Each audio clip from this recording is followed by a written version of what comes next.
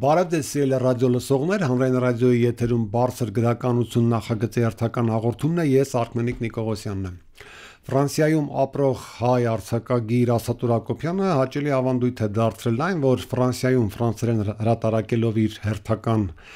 վեպը անմիջապես ձեռնամուխ է լինում նրա թարգմանությանը եւ հրատարակում հայրենիքում հայերեն, ընդ որում այստեղ նրա վեպերին արդեն սպասողներ կան եւ նրա այդ հանդիպումները անցնում են, ինչպես ասում են, լեփ-լեցուն մարդկանցով եւ շատ ջերմ մթնոլորտում։ Ինչի մասին է Ասատուրի այս նոր վեպը, կզրուցենք հենց հեղինակի հետ։ Ողջույն Ասատուր։ Ողջույն Արմենիկ։ Մի տեսակ արագ չստացվեց նախորդ վեպից այս վեպ անցումը, հա, այդ process-ից կուզեի խոսել, որտեվ կարծես 3 էր, որ մենք զրուցում էինք քո Նարգիզի բույրը վեպի մասին։ Ինչպես առաջին անգամ ասել էի, առաջի գիրքս, որ ներկայացրել էի Ֆրանսիայում Նարգիզի բույրը, մոտ 1 տարի հետո որոշեցի ներկայացնել Հայաստանում։ Այդ ընթացքում արդեն երկրորդ վեպս պատրաստել էի, Ֆրանսիայում պատրաստ էր։ Ես որ այստեղից մեկնեցի, իմ միակ աշխատանքը մնում էր թարգմանություն։ Ահա, որ կապա թարգմանության արդեն վեպը պատրաստ էր, բնականաբար արագ ստացվեց, իսկ այս պահի հիմա որ խոսում ենք, ես արդեն իմ երրորդ վեպը թարգմանությունից հետո գրել եմ պատրաստ։ Արագագիր ես փաստորեն։ Որ ժամանակ եմ ունենում, մոտ 1.5-2 ամսում արդեն վեպը վերջացնում։ Քո ազատ ժամանակը տրամադրում ես գրականության արագությունից հասկացանք։ Օրերն լինում 8-ից 9 ժամանակ։ Տես Ասատուրը, անցած վեպի վրա էլ էր գրված վեպ թարգմանված ֆրանսերենից, այս վեպի վրա էլ է գրված վեպ թարգմանված ֆրանսերենից, բայց այստեղ մի էական տարբերություն կա, նախորդը թարգմանել էին, այս մեկը թարգմանել ես։ Հիմա ի՞նչն է խնդիրը միանգամից գրել հայերեն, կարծեմ դրա մասն էլ ենք խոսել անցյալ անգամ, գուցե գայթակղություն կա ֆրանսերեն գրել մի հատ այդ մեծ շուկայում ներկայանալ, ապա նոր Այդ ամենը, ինչ որ հարցերը տենց քարացած չեն, կարող է երրորդը արդեն պատրաստ է, միգուցե չորրորդը միանգամից հայերեն գրվի եւ այլն։ Հիմա փաստացի ես Ֆրանսիայում անցկացնում եմ իմ տարվա մոտ 8-ից 9 ամիսը, եթե ոչ 10-11-12-ը, Հայաստան գալիս եմ գործնականով հարազատներին տեսնելու 1-2 ամիս։ Բնականաբար իմ առօրյան ինձ բերում է նրան, որ գրեմ ֆրանսերեն, լեզվամտածողությունս եկել է ֆրանսերենի, հայերենը մի կողմ չդնելու հաշվին բնականաբար, բայց ինչ որ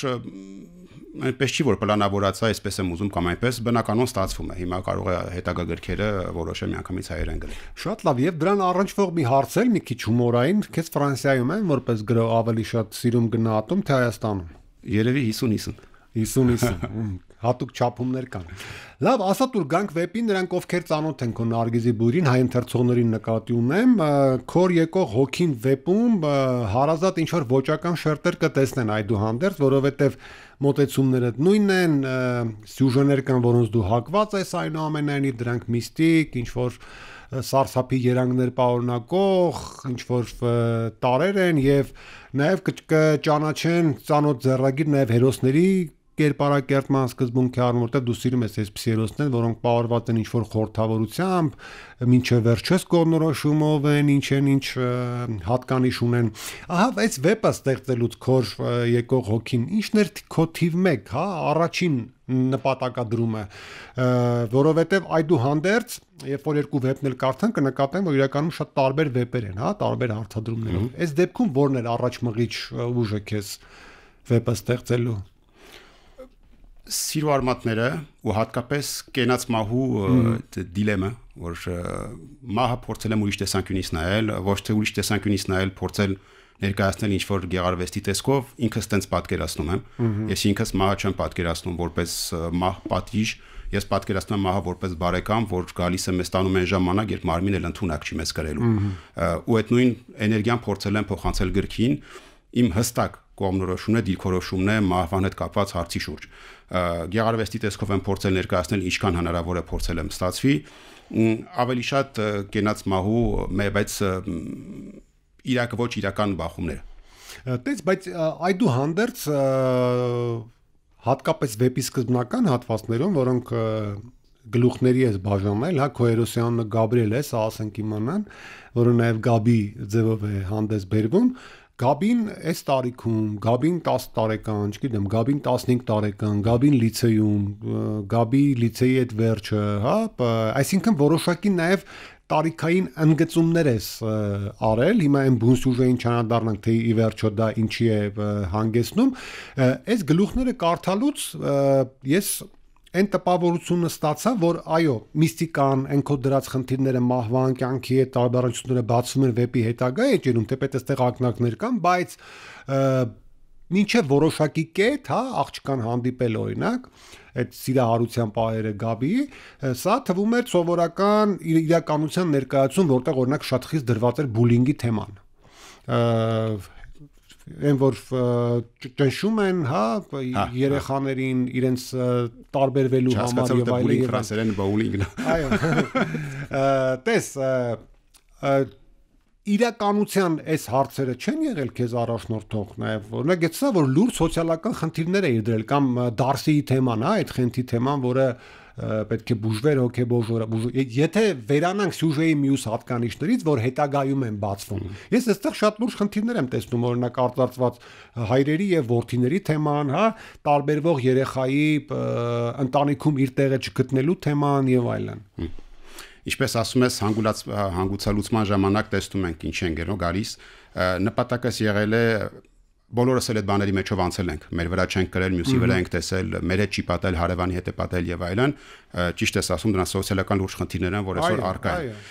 Իմ նպատակը եղել է, որ բացատրեմ, թե ինչու են հերոսները նման կերպ արձագանքում, այդ ամենը բացատրելու համար պետք էր հասկանալ, թե մանկությունից ինչեր են կրել իրենց մաշկի վրա։ Իսկ որ գալիս ենք մանկությունից ինչեր են կրել մեր վրա, բավականա ուղղակի մեր փոքր եսով չապրենք, մի քիչ տարածվենք, մի քիչ զգայուն լինենք մեր շրջապատող աշխարհի շուրջ ու տեսնում ենք, որ այսօր ահագին մարդիկ կրում են դժվարությունները կլինի դարսին, անարդար վերաբերմունքներ կլինի թե Գաբրիելի մանկության մեջ ու հաղթահարումները ու հատկապես մարդիկ, որ այսօր խարսխակետ են մեր համար, որ մեր թույլ չեն տալիս սուզվենք ամենախորը անդունները։ Փորձել եմ հնարավորինս իմ տեսանկյունից ներկայացնել, բայց լավ գիտես Արքմենիկ ջան, այսօր միանշանակ ճշմարտություններ չկան։ Ես իմ տեսանկյունն եմ ցույց դրել։ Այդ տեսանկյունը այդուհանդերձ հետաքրքիր է, որտեղ այստեղ շատ իսկապես նուրբ խնդիրներ կան, դրանք իսկապես շատ կարևոր խնդիրներ են, որոնց այսօր դեռահասները հատկապես բախվում են, հա, եւ կարծում եմ կարևոր է դրանց անդրադառնալը, մեկ էլ վեպի սկզբում է շիզոֆրենիայի, հա, ինչ որ ցուցիչներ կային, այդ փոքր աղբերիկին անդադ տեսնելը, նրան ծեծելը եւ այլն, ես վեպում նաեւ այդ սկզբի մասերում կներես, որ այդքան դրա վրա եմ խորանում, որտեվ այդ հարցադրումներին շատ կարևոր թվացին, անկախ էլի վեպի բուն էությունից, մենք ես այստեղ տեսա նաեւ մեկ այլ հարցադրում այդ ծանր հոգեբանության թեման, հա, հենց չարության, դաժանության հակվածության թեման, որ նկատելի է որոշ դեռահասների մոտ, սրանք էլ հուսով եմ պատահական չեն արված եւ կապված չեն միայն ահա այդ մահվան պատկերն ավելի ամբողջական դարձնելու հետ։ Բոլորովին պատահական արված չէ, դրանք ուսումնասիրված են, ինչպես ասում եմ, կլինի իմ շրջապատում, կլինի ինձանից ավելի կրծերի շրջապատում, ես որ կրծերի մեծերի շրջապատում, դրանք բաներ են, որ մեզ լիարժեք շրջապատում են ու կլինի Հայաստանում, թե Ֆրանսիայում, թե աշխարհի բոլոր կետերում մարդը նույնն է, մարդը նույն արարածներն են, դրանք դրսևորվում են նույն ձևերով։ Անունները, կերպարները, դեմքերը մի տեսակ տարբեր են լինում, բայց նամանավանդ երեխաների շրջանակներում դու գիտես, երեխաները ինչքան կարող են դաժան լինել իրենց գիտակցության պակասի հետևանքով։ Դե բավական է կարդալ օրինակ Ուիլյամ Գոլդինգի Ճանճերի տերը վեպը եւ այդ ամբողջ պատկերը մեր արժեվ կհառնի։ Վեպը կարծես երկու մասից լինի, ասա դու, չգիտեմ այդ նպատակադրումը դու դրել ես թե չէ։ Առաջին մասում մենք որպես կենտրոնական հերոս ունենք Գաբրիելին, իր շփումները հասակակիցների հետ, այդ շիզոֆրենիկ հակումները, ծնողների հետ իր հարաբերությունները մինչև այն պահը, երբ որ հանդիպում է Էլոդիային, հա, որը մի օր ներխուժում է նրանց դասարան, եւ կարծես այդ պահից սկսած, հատկապես երբ որ ինչ-ինչ հանգամանքների բերումով փախչում է տնից, սկսվում է վեպ արդեն Էլոդիայի մասին, որտեղ էլի իհարկե Գաբրիելը կա, բայց արդեն գլխավոր դերում, այո, մղվում է երկրորդ պլան եւ Էլոդիան է գալիս առաջին պլան։ Սրանով ինչ ես ուզում ակնարկես, եթե գլոբալ էլի քո վեպի ընդհանուր տարածության մեջ դիտարկենք։ Ակնարկը նրա մասին է, որ Էլոդիան ինքը փրկիչ գործոնն է։ Ես հենց վեպի սկզբից իմ համար հերոսը միշտ եղել է Էլոդիան։ Գաբրիելը ուղղակի եղել է միջոց տրանսպորտ, որ հասնենք Էլոդիային։ Այսօր ես կնոջ աղջիկ տեսակի մեջ այդ ուժը տեսնում եմ, ես միշտ ասում եմ բոլորին, ես երբ որորը որ գամ կնոջ դիմադրողականությանը, կնոջպես կարողանամ դիմադրել կյանքի արհավիրքներին, կհասկանամ, որ դարել եմ ուժեղ մարդ։ Ես այսօր կնոջ առաջ խոնարհվում եմ, կին տեսակի առաջ խոնարհվում եմ ու վստահ գիրքը տարել եմ նրան, որ հերոսը հենց դառնա Էլոդիան, որովհետև այսօր ինչ ուզում է լինի Արքմենիկ ջան, բոլորս էլ նման իրավիճակներում, եթե մեզ ճիշտ փրկող կա, ճիշտ ձեռք մեկնող կա, դրանից լավ մեզ այդ իրավիճակներից հանող չի կարող լինել ու ինչ ավելի լավ այդ ամեն ինչը կանի, քան սիրահարված էակը, որ համ երկուսն էլ սիրարված ու որ այդ ինքնազոհաղությունը գնում է քեզ տենց սիրող արարածը ու կյանքում ինքը նվերի նման մի բան երբ կյանքում ձեռք բերես մեկին որ քեզ նման ձևով նվիրված լինի տես եթե այն որոշ հատվածներ չլինեին են համի հետ կապված այդ պարիցը կոտրելու եւ այլն ես նաեւ այն տպավորությունը կստանայի որ սա միստիկ սիրավեպ է Կարելի է քո վեպը սիրավեպ համարել նաև։ Միանշանակ հիմքը սիրավեպն է, ասենք գործողությունները երբեք չէին կարող ծավալվել այդ ուղղությամբ, երբ սիրավեպ լիներ, բայց ինչպես ասում ես,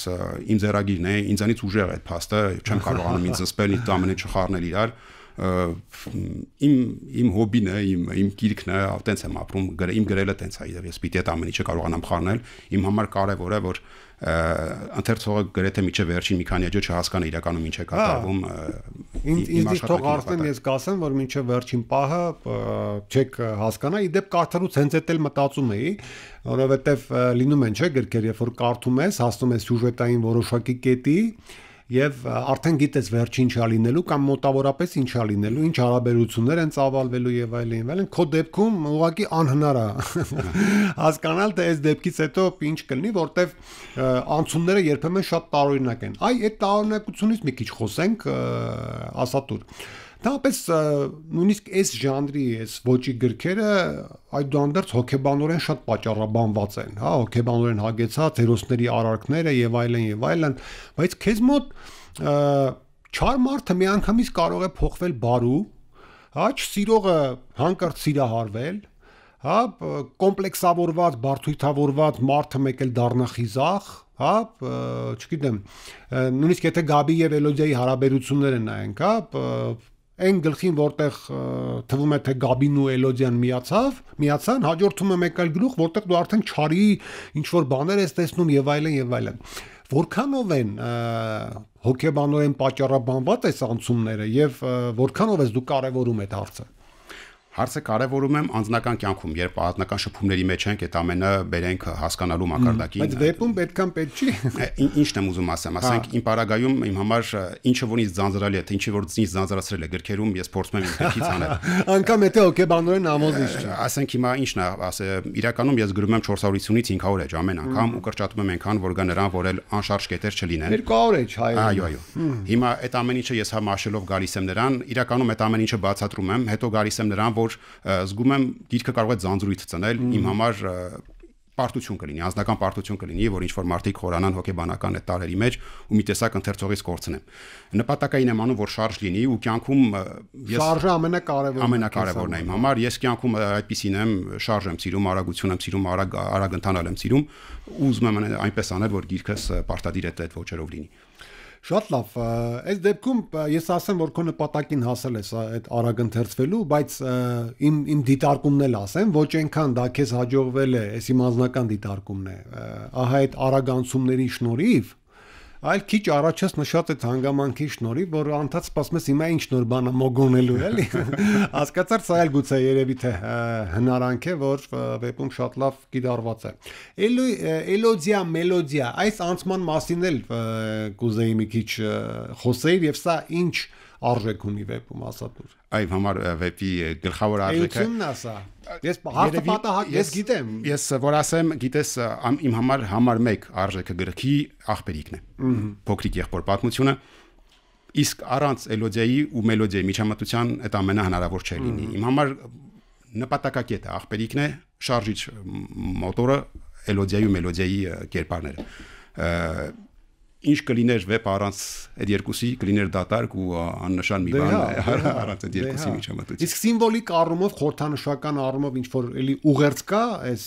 անցման մեջ, ասատու։ Էլի կնոջ դիմաց չէ, ուղղակի կնոջ ուժը դիմադրողականությունն է, որ այսօր ինչ ուզում ենք ասել, որ մի բանի կարճում է կինը, գրեթե փոքր չի լինում այդ կերպարի ուժի մաս։ Այդ դեպքում տես մեր զրույցի սկզբում ասատուր ասում էր այդ մահը, որ լավ բան է, հա, երբ որ գալիս է ոչ ընդհանրության մեջ, այլ այն դեպքում, երբ որ մեկնաբանում ենք, էլի գալիս է այն ժամանակ, երբ որ մարմինը արդեն չի կարող կրել կյանքը, չի կարողանում կրել կյանքը, գալիս է ազատելու, հա։ Այդ դեպքում եթե մահը այդքան ցանկալի է քո վեպում, ինչու է դաժան վեպ ստացվել այդուհանդերձ։ Մահը ցանկալի չի։ Մահը պարզապես այսօր ինչքան էլ մենք ասենք մահը գիտես հասկանանք ընդունենք եւ այլն, Եթե մենք մեր կյանքից էսենց կարճում ենք, ուրեմն մեր կյանքի դա լուրջ նշանակություն ունի։ Ես ոչ մի պարագայում չեմ ասում մահն ավելի լավ է, ես իմ անձնական մեկնաբանությունն ունեմ։ Հա, ես իմ անձնական մեկնաբանությունը մահվան շուրջ, ինչպես ասացինք, ես մեկնաբանությամբ ասում եմ մահը չի սպանում, մահը մեզ փրկում է։ Մահը սպանողը չէ, մենք ուրիշ բաներից ենք սպանվում, մահը մեզ գալիս տանում։ Դաժան կյանքում այնպես չի, որ դաժան բաների չենք հանդիպում, փորձել եմ ավելի տպավորիչ լինի, ավելի հիշարժան լինի։ Դե այս բաներն էլ հա դժոխքն այնտեղ է, որտեղ դու չկաս կամ թույլ տվեք հասցնել ձեզ եզրերը ձեր զգացմունքների։ Ըստ քեզ մենք ինչին ենք մոտենում վեպում, ինչին ենք մոտենում, հա, զգացական տեսանկյունից ասատուր։ Ինչից է քոր գալիս մարդու հոգին ընդհանրապես, հա, եթե քո վեպի վերնագիրը մեկնաբանենք։ Անգիտակցությունից ու գիտակցության բուրըն պորտկումից, որ մարդու մոտ շփոթմունք է, պահեր է գալիս, որ դու գիտես թե հասկացել ես, բայց այդ հասկանալը մի տեսակ ուզում ես թաքցնել, որովհետև քեզ հարմար չի, վախ է մոտեցնում եւ այլն։ Հիմա հոգու քորը այդ խոճապն է, տագնապն է, որ դու չգիտես իրականում քո հետ ինչ է կատարվում, հարցերի ել եմ ասում, գիտակցությունը ու այդ վախը, որ այդ գիտակցությունը թաքցնես, որովհետև քո օգտին չի, քո ուղղությամբ չի գնում։ Վերջում կրկին անդրադառնանք քո թարգմանությանը, ասատուր։ Դե գիտես, այդպիսի պրակտիկա կա աշխարհում, Նաբոկովը թարգմանեց իր Լոլիտան, հա, երբ որ գրել էր անգլերեն, հետո թարգմանեց ինքը ռուսերեն, որպեսզի ավելի հարազատ, հա, փոխանցի վեպը կամ Էլիֆ Շաֆակի օրինակը կա, իր Ստամբուլի բիճը գրեց թուրքերեն, հետո գրեց անգլերեն, հետո թարգմանեց թուրքերեն։ Հիմա այս թարգմանության process-ի մասին կարդացել ես քո թարգմանածը, հետո եւս քեզ ինչպես է հնչում հայերեն վեպը, որովհետեւ տես ես մի դիտարկում անեմ, ինձ օրինակ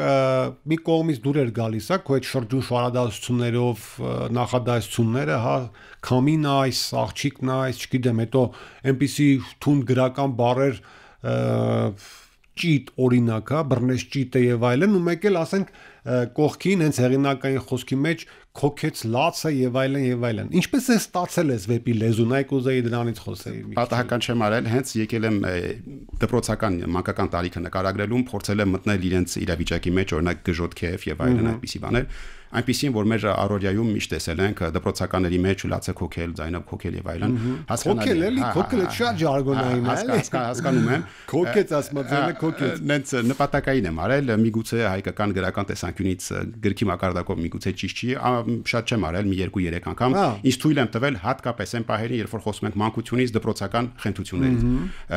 Պատահական չի, իդեպ խմբագրի հետ, սրբագրի հետ այդ թեմաներով խոսել ենք։ Ընդունվել է, այդ տեսակում փորձել է, որովհետև հատուկ եմ արել, որ ավելի փորձել եմ ժարգոնային լինել այդ փոքր մի քանի հատվածներ։ Փորձել ես ներդաշնակել, ասատուր։ Փորձել եմ։ Եվ նոր վեպից այս թեմաներով է լինելու էլի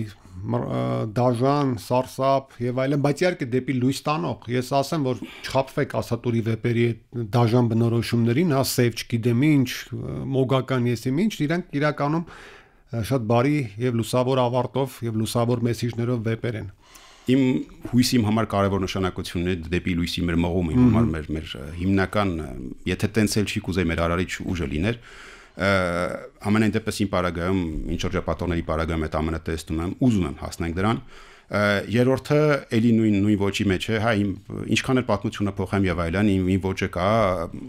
ինչպես ես միշտ նկարագրում եմ, ասում եմ, ես իմ հերոսներին չեմ փորձում լավ ներկայացնել, ես իմ հերոսներին ի ցույց եմ դնում։ Մարդիկ կան, նման մարդիկ կան, սիրում ենք, չենք սիրում, կան, լավը կա, վատը կա, ամեն մեկը փորձում եմ ինքը իր կարծիքը կազմել։ Ոչ մի պարագայում չեմ փորձում ցույց տալ ինքը լավն է, մյուսը վատն է, իրանք կան ինչ կան, ով ուզում անտրի իր սիրած կերպար։ Շատ լավ։ Ոնց հասկացա, բոլոր գրքերդ ունենալու են սև գույն։ Հաջորդը հայելի նորից սև գույնի վրա պատկերացրել։ Սև բաներ։ Երկու հատ կարմիր։ Բայց չխաբվեք, լույսը շատ է ասատուրի գրքերում։ Շնորհակալ եմ ասատուր մեզ հյուրընկալվելու համար։ Սիրելի ռադիո լսողներ, վերջում հիշեցնեմ, որ Հանրային ռադիոյի եթերում բարձր գրականություն նախագծի հերթական հաղորդումներ, ես Արկմենիկ Նիկողոսյանն եմ, զրուցում եի արձակագիր Ասատուր Հակոբյանի հետ։ Մեր զրույցի թեման նրա նոր քոր եկող հոգին վեպն էր։ Լավ եղեք։